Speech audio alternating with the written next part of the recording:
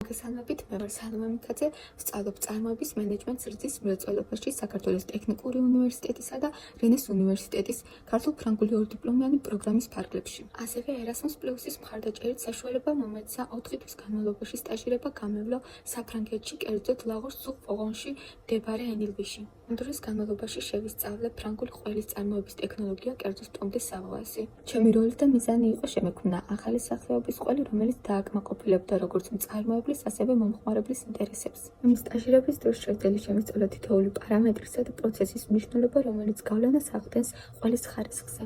თქმა უნდა, ამ პროექტის განხორციელებისათვის მეხმარებოდნენ ფრანგი კვალიფიცირებული ტექნოლოგები.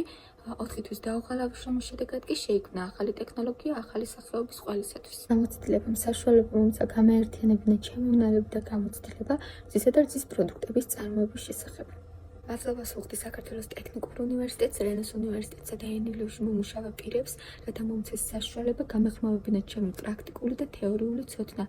ასევე მადლობას ვუხდი Erasmus Plus-ის პროგრამას ამ დაუვიწყარი შესაძლებლობისათვის.